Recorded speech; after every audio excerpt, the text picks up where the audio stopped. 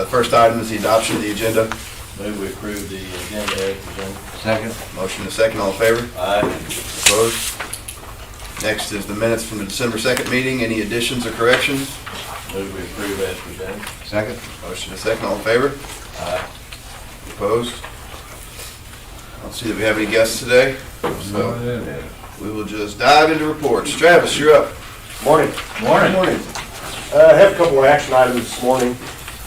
First one is purchase a transition chute knife gate valve for Slaker number 3, which the 3 pictures there, the first 2 are of Slaker number 3, and it's showing the current valve, the transition chute, and then that weight belt feeder.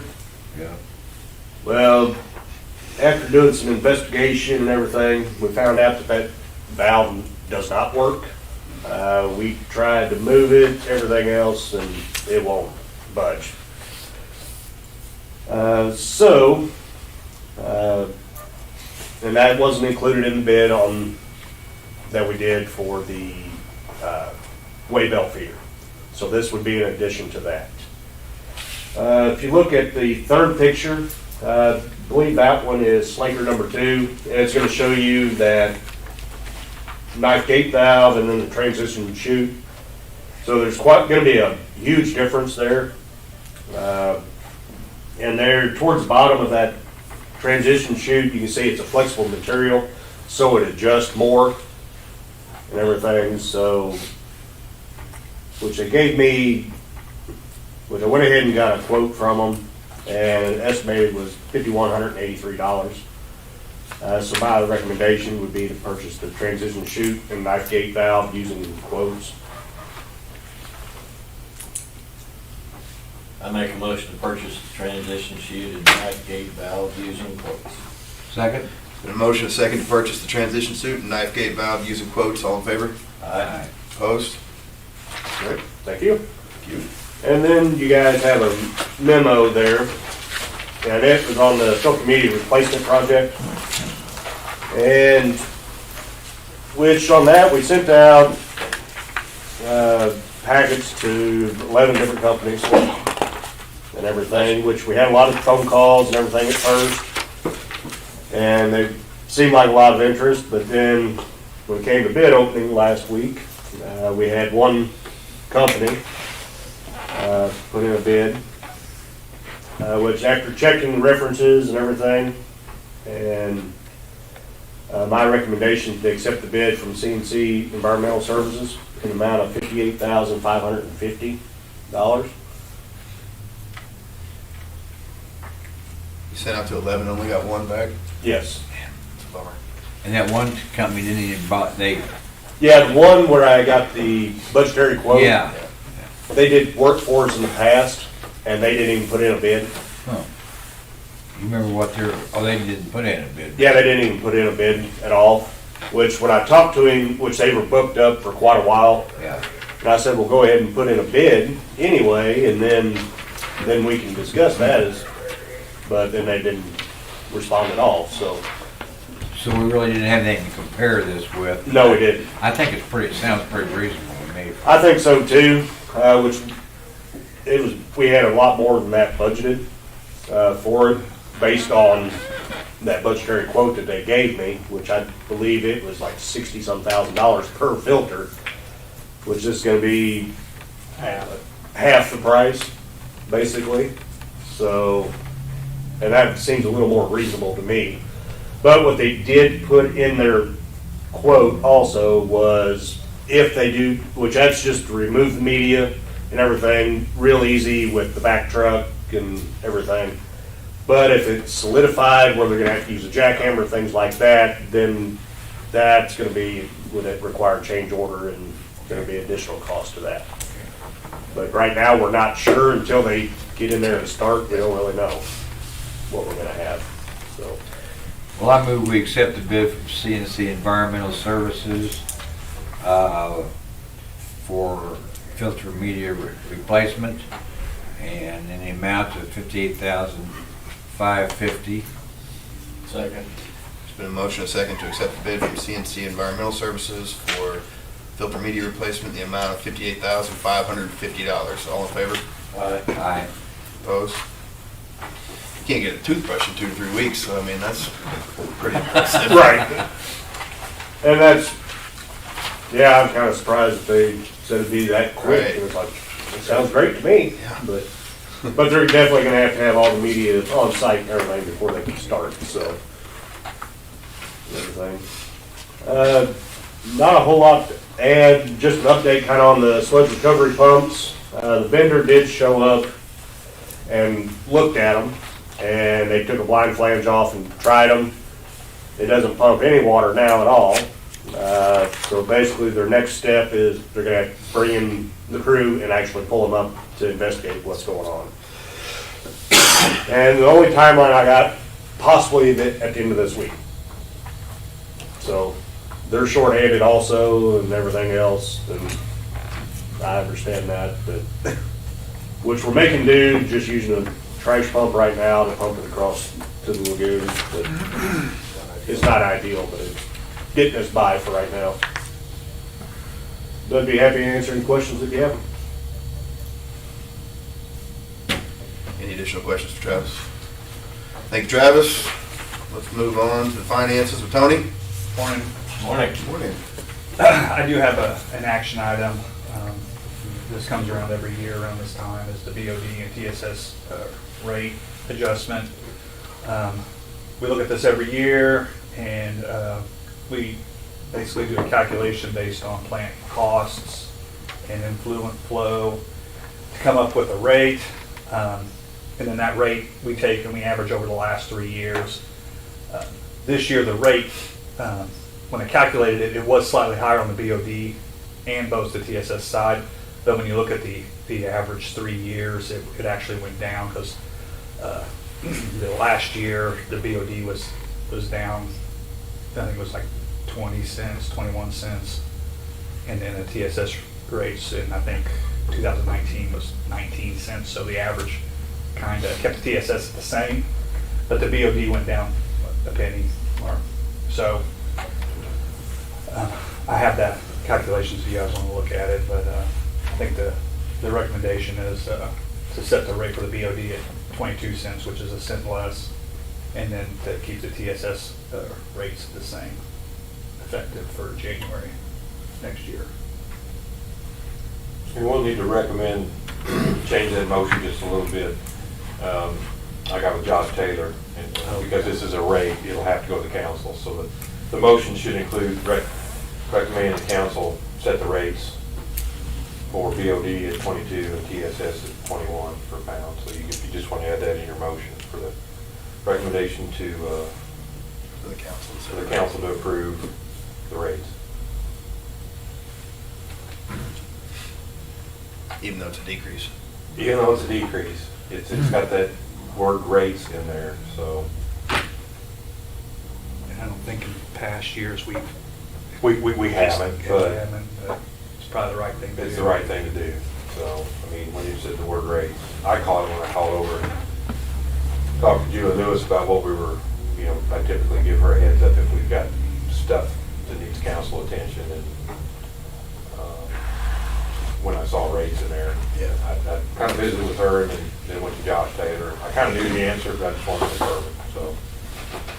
I make a motion that we recommend to the city council to set the rate for BOD at 22 cents per pound and TSS at 21 cents per pound effective January 1, 2022.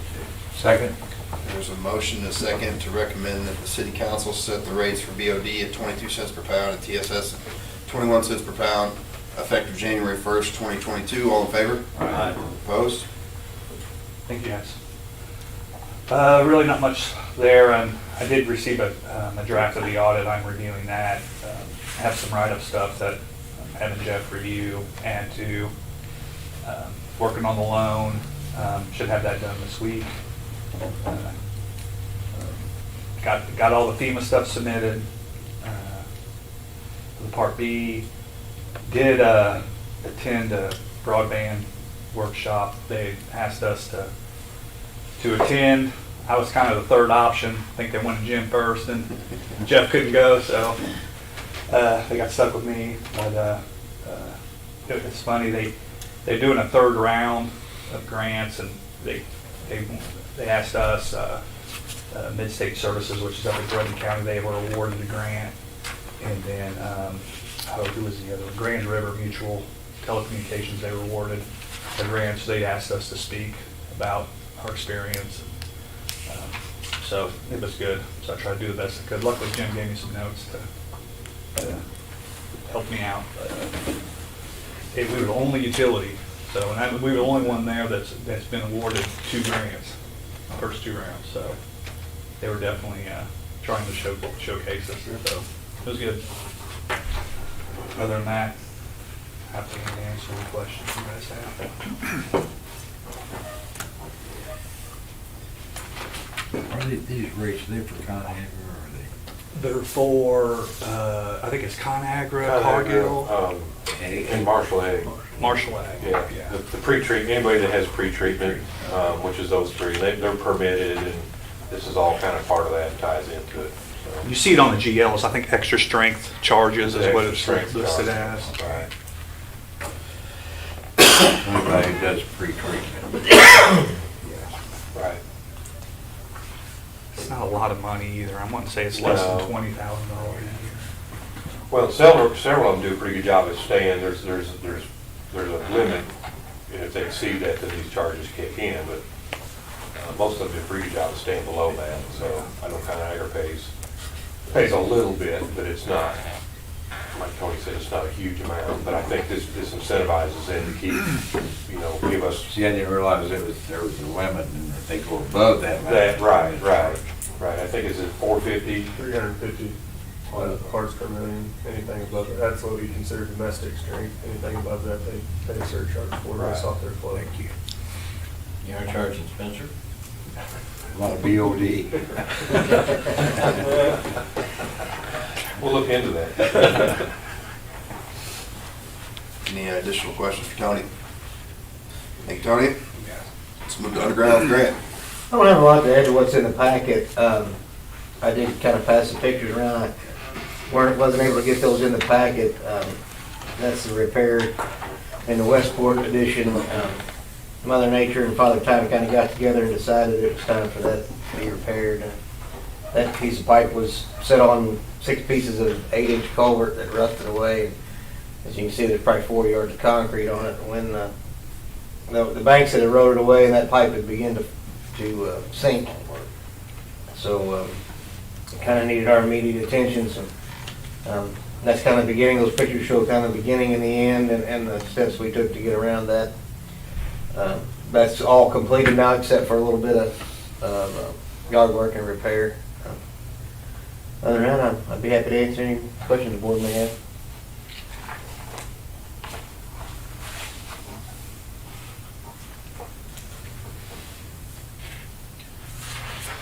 Additional questions for Grant? No. Grant?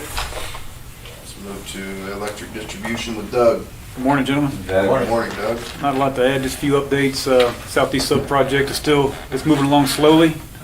We did get the RFPs sent out for general installation material. Those are due back January 3rd. Tentative schedule for the new switchgear, it's done. We're tentatively scheduling to take the sub out January 3rd.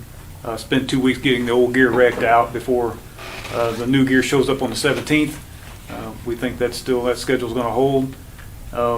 The transformer installation crew was here last week. You can see a picture there on the next page. They put the bushings in, the arresters, all the radiators that top the transformer off with oil. I know there was a quote in their original bid for filling that thing full of oil with a hot oil circulation. I know we had that as an adder. We did not need to do that. The transformer was actually shipped with oil in it, so we didn't need to spend that money.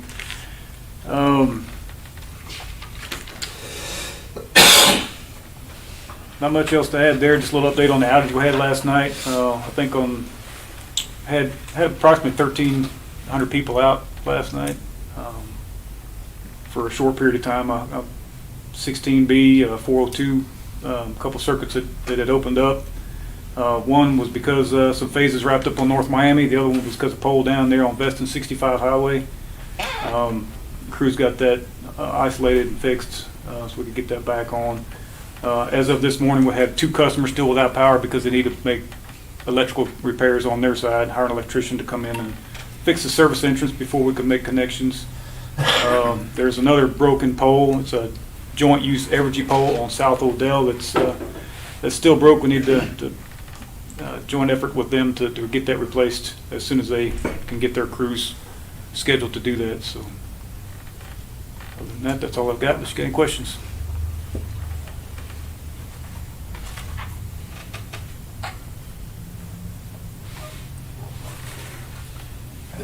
I just think we saw the results of some good tree trimming practice last night. Yep. You guys would be congratulated for that. Appreciate it. I'll pass it along. Yeah, I know the outages, on major outages as far as the circuits, one was because of a pole and the other one was because of the slack in the line. Yeah. Wrap the phases up. Really the trees just cause problems on house service, secondary type stuff. So yeah, I think it's proven to work. Yeah, really is. Positive comments on Facebook. Yes. A lot of comments, good comments. I looked out last night and the rain was just blowing across there. Yeah, I don't know what the winds got clocked at. It had to be 75, 80 mile an hour winds. Well, my weatherman here says 45. That's all I've heard. But I think it seemed like it was higher than that. Doug's been out in it enough. He's Yeah. I'd say he's probably pretty good. He's his own wind gauge. Yeah, it blew my hair off. It's, Shit's off the top of your head. Did it bother your hair at all? I think too, you know, with our pole inspection program, those guys have been changing out a lot of poles, and that, you find your bad ones in conditions like this, and had they not been doing that type of work, I think we would have seen more problems as well. So just, I think a really good reflection of what they do day in and day out, so. Yeah, our crew was out for about 3 hours, and I know probably, statewide, there's crews probably still out, been out all night long, so that just, our system's pretty good shape. Do you know if NPUA sent anybody to Kentucky or around? I haven't received any calls from mutual Okay, aid. I just wondered. I'm sure they've been some. Was sent down. Yeah, they usually send out an email just to the group, but I haven't seen it. And I usually get a copy of it, so I don't know what type of utilities were hit down there. It must be primarily investor-owned or co-ops. Typically, when we get mutual aid requests, it's for other municipals.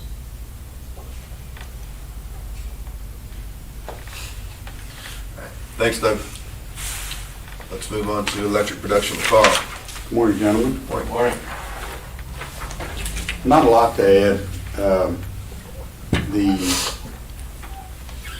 intercoolers that we sent to get repaired they're having to manufacture some tube sheets for them, so I'd say the price is going up on that, and the lead time got extended a little bit there. So just they were in a little worse repair inside than what we had anticipated. Other than that, I have been working with PRC and MPUA some on defining the gas curtailment. I've dug up a lot more information on that and the original construction permits and some amendments to those permits. And it's pretty much limited to if the gas is curtailed. It looks like the price itself doesn't really, they even spell that out, and one of them isn't really concerned for an emergency, what they would consider an emergency, but there is a Code of Federal Regulations that spells out the emergency aspect that would allow us to burn diesel only. I'm also may pursue looking into what it would cost to have an amended construction permit to be able to do that, see if it would be feasible or not for in the future. The emissions play a lot in that, so I'm still researching that. A lot of stuff there, how much NOx are cut down with the catalyst we put in and that kind of thing too would make a difference, because we're limited to just under 40 tons a year on our NOx emissions. So just been putting a lot of work into that, but Some pictures there, they replaced the lighting there on the, our electricians did on the apron. And you can see the difference just in the lighting itself, but also the cost savings on those are on from dusk to dawn, so the payback on that would be relatively fast. Should have probably done that a while back, didn't think of, kind of overlooked that. But be glad to answer any questions if you have any. You bet you didn't hide back about 100 tons of cardboard.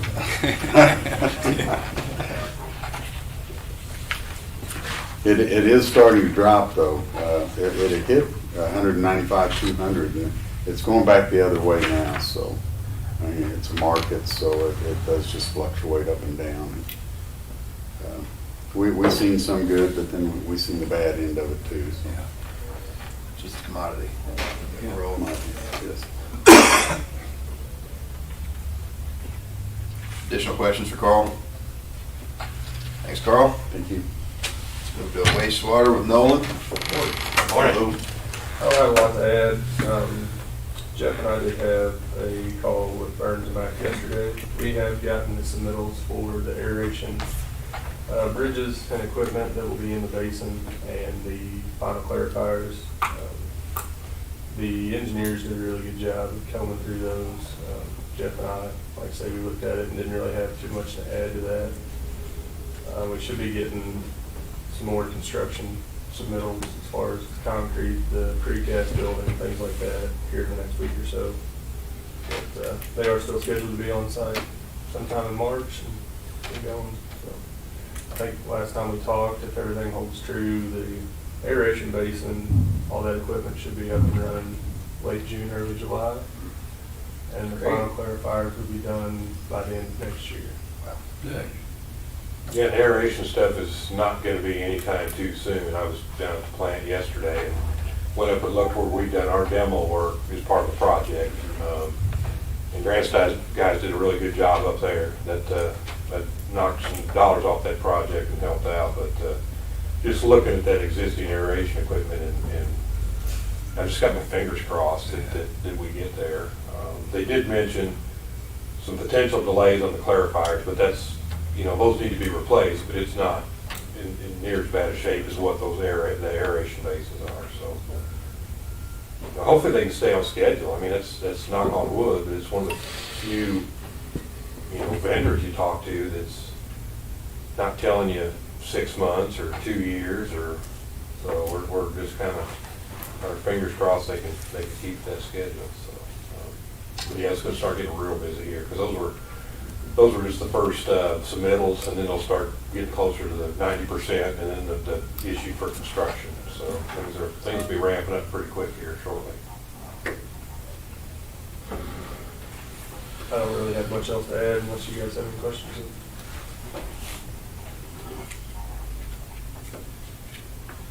Additional questions for Nolan? Thanks, Nolan. Let's move to IT and broadband with Jim. Morning. Coleman's, as mentioned there, he's finished up on Wildcat. He's starting on the couple areas up on North 65. Probably got a week and a half up there. My guys have been trying to splice as much as we can. We've got 3 more places we need to splice to get to Travis. All the fibers in the air going to the water plant, so we're getting close to that.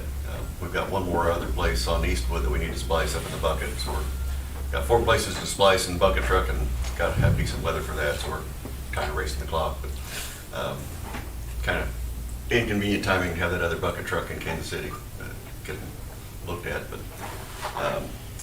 James checked on our trailer that we ordered. It's still on schedule for delivery here in a couple of weeks, so that looks like that should be on time, close to it anyway. Other than that, not a lot else to add. Unless you have questions.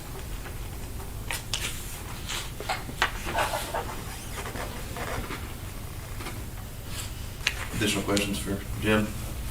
Thanks, Jim. Let's move to HR, Megan. Megan. Morning. Morning. I don't have a whole lot to add to what's in the packet. There's a little bit of data in there about some of the activity and movement we saw during our recent health open enrollment, which is wrapped up. I did want to touch on the COVID-19 update paragraph in your report there. Our COVID sick pay policy was extended in September, and is set to expire December 31st unless the board extends it. Just want to let you guys know we do plan to recommend extending that at the next meeting. Extension of it won't give people more time, but it'll leave those policies in place for people to use remaining time if COVID-related needs arise down the road. We're still seeing a little bit of activity there, not much. Hopefully that remains the case, but it's certainly still an issue, and we feel like this policy's been very key in helping us to maintain a safe workplace and keep people at work. So just want to let you know that that is coming. Just currently the health department's changed some of their processes, so kind of we had hoped to have this recommendation to you at this meeting, but kind of happened to step back and review what they're doing differently and see if that's going to impact any of the logistics in our policy, not the overall theme of it, but the logistics anyway. So, but we'll have that for you at the next meeting. And other than that, I'll be happy to try to answer any questions. Megan, just want to thank you and your committee for the wonderful luncheon. I think it was well done, and I think everybody was very appreciative, and it was really good. I think everybody had a good time, and it's been a long time since we kind of all got together a little bit, and that was nice. Yes, we have. I will certainly pass that along. I'm not going to take any credit for it because those 3 volunteers and Corey pretty much get the credit for all that. So, but I'll pass it along. Definitely. Well, Appreciate even you. the thought was even good, get everybody together for a while. Did you guys get to go at all? Make it. I gotta close it down. Additional questions for Megan? Thank you, Megan. Jeff? Morning, gentlemen. Morning, Jeff. Attended quarterly board directors meetings last week, MPUA, and it was kind of nice. We've been doing a lot of stuff by Zoom meetings. That one was in person. We did practice social distancing, but it was really nice to get out and have those sidebar meetings and connections and discussions, you know, with peers. So just some highlights of that. Solar farm purchase is still on track. The closing for those 5 farms is December 23rd, including the one here in Marshall. Our city council did approve transfer that lease to Mudmuck, which is has the statutory authority for the MOPEP group and all those other groups to make those purchases. Probably going to be maybe looking at us doing some maintenance on that. I'm not sure yet. I know we got an offer from the current owner, I think, for those farms that are like $30,000 a year. So I think MPUA and the MOPEP group thinks we can do that internally or even with some contracts cheaper, which would be savings to all of us. So there may be some stuff coming up there. I know we don't have equipment that can mow that. Doug's went out and looked at it. But we may, you know, if we need to purchase some or whatever, the pool will reimburse us for, you know, any labor or any of that stuff. So. What do they currently use out there? You know, they got a contract with somebody, and I haven't seen them mowing. I've never seen them out there mowing. Now, it's been mowed recently. Yeah, I think they're kind of, before this closing, I think there's some conditions they need to meet, but it looks about as good a shape as it's been in a while. I mean, it's mowed, not very much, so. I did notice there was a panel that still needed replaced, looked like on a corner had been hit by a mower or whatever. But yeah, I haven't seen them, so I'm not really sure. We may need to kind of look into that. We're real fortunate in our meeting that we did have a special presentation from the Missouri House Budget Chairman, Cody Smith. You know, he's kind of keeping track on all the funding stuff. A lot of good information there.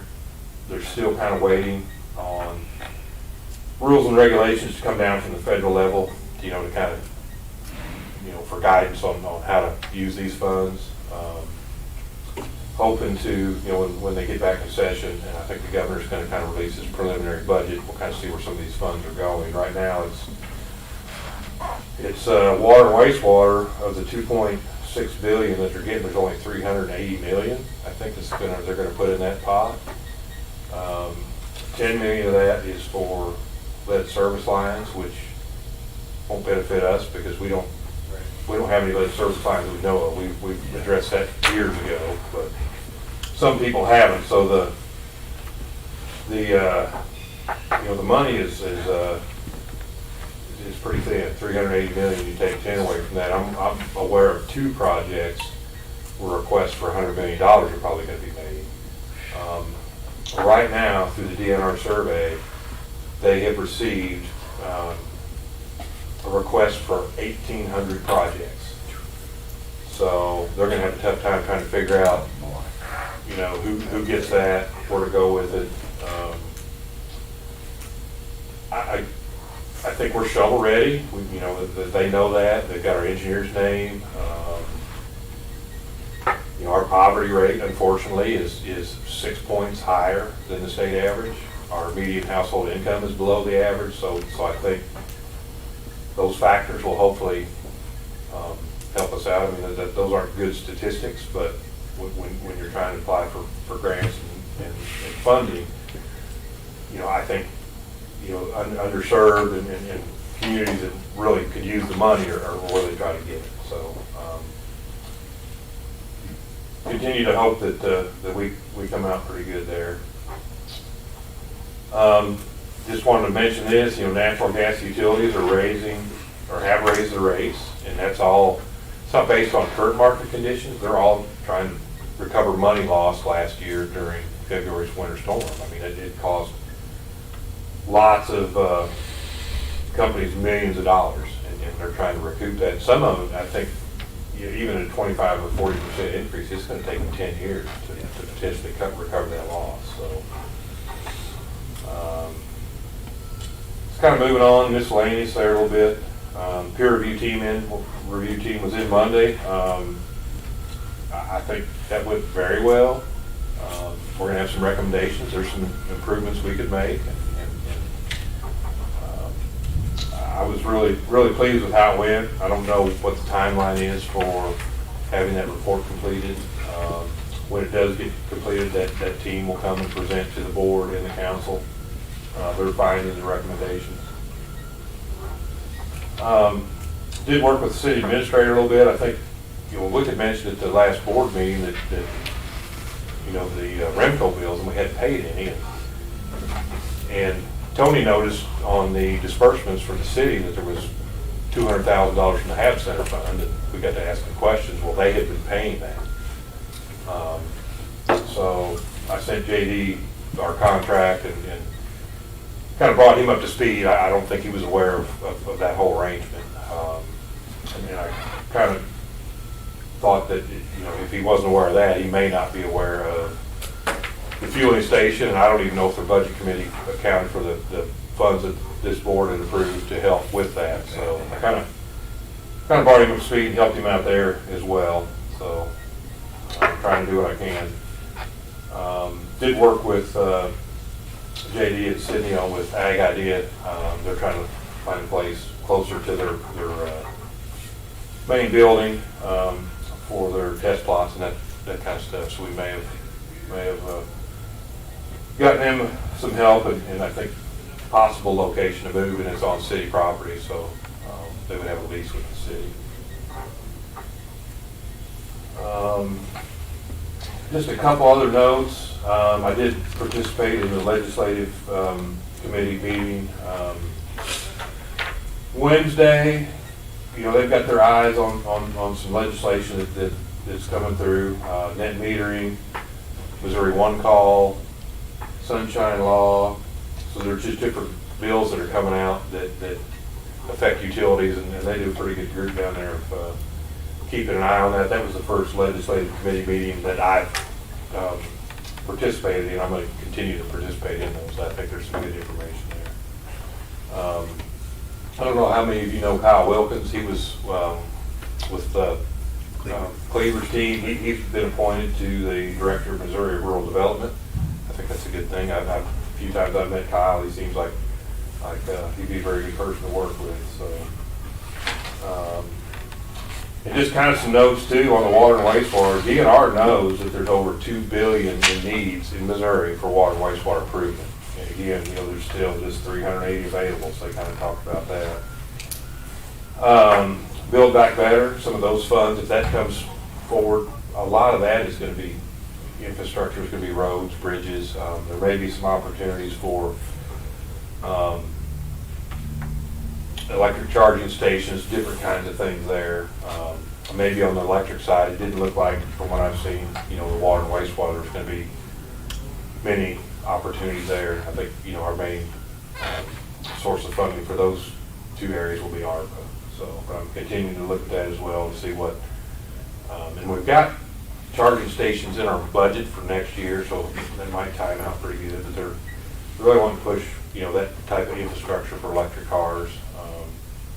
And some energy storage projects. I've been in contact with another gentleman that was looking at an energy storage project here in Saline County, and I just kind of touched base with him to kind of see where he was at, and I'm not sure if he's aware of these funding opportunities, but just kind of let him know, hey, I'm seeing some things that may be beneficial. So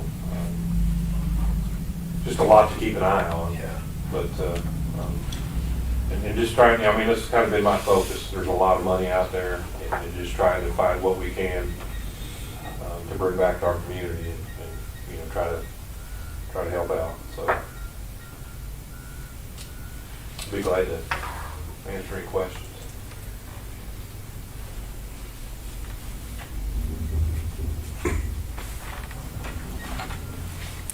On our Category B, emergency work exceeded the Category B self-certification limit. So that means a lot more work. And Jeff didn't tell me what that dollar amount was, but I think it was 160,000, 180,000. I think that's what we submitted, I think. Submitted was about 160 or 80, somewhere in that ballpark.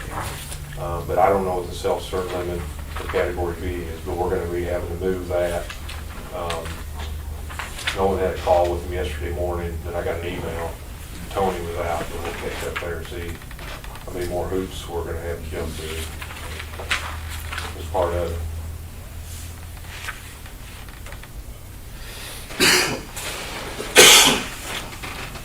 Jeff, can you give me those figures again about our average income? Average median household income. I'd have to get those back to the office. Was that 6% or so? Poverty level 6%. Poverty level was. Our poverty level is 19%, 19 point something. The state average is 13. So we're 6% higher than the state average, unfortunately. That is what it is. Yeah. But when it comes, That might be helpful for, yeah. maybe, yeah. It's not going to hurt us. Yeah. And then the dollar amount below the state median income level didn't have quite the disparities. Those numbers really jumped out to me. Yeah.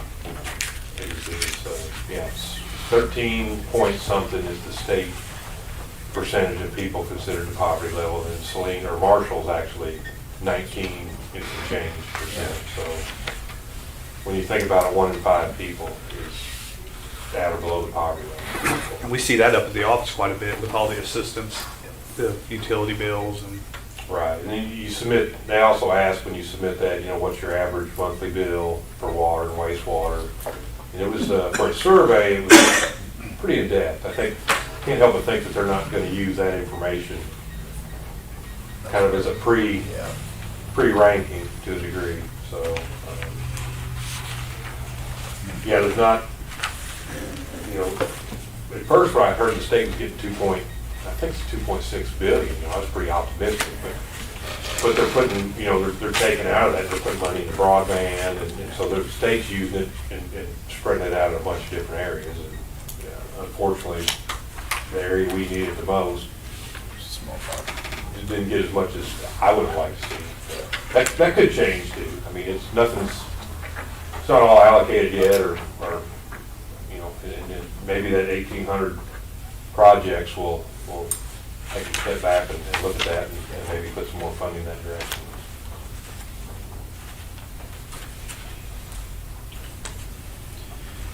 Any additional questions for Jeff? Thanks, Jeff. Let's move to cash disbursements.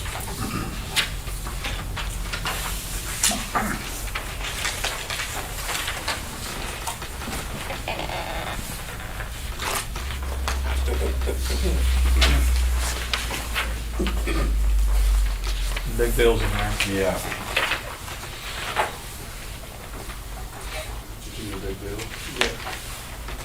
Obviously, we had the 300,000 from Renzo. This is the beginning to get them reimbursed. And then I think we're probably going to start seeing more bills from Burns McDonald. So What's that take our loan amount up to with the city? we were at $1,077,000. So add With another this 300. Okay. So we're at 300. 1.3. Yeah. Not quite. And we did have our, you'll see in there, our health insurance, so we had 2 months worth of our health insurance in there. United Health, I think it's there on page 10, so that's kind of an oddball thing, typically it's every month, but timing wise, we had 2 months worth.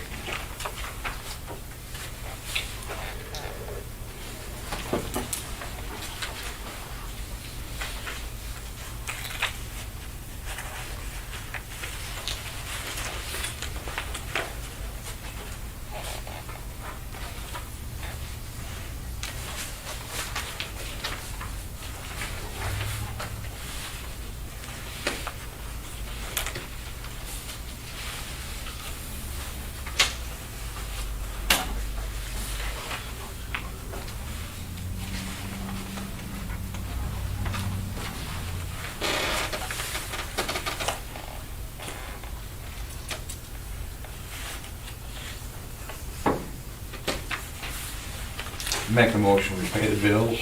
Second. Motion is second to approve cash disbursements. All in favor? Aye. Opposed? Is there any other business for the good of the board? We do need an exec session We for do. personnel, for personnel. Next board meeting's Thursday, December 30th. And I move we recess and go into executive session for personnel reasons. Second. Spencer Fricky, aye. And Brian, aye. which go guy. Exactly. Thank you very much.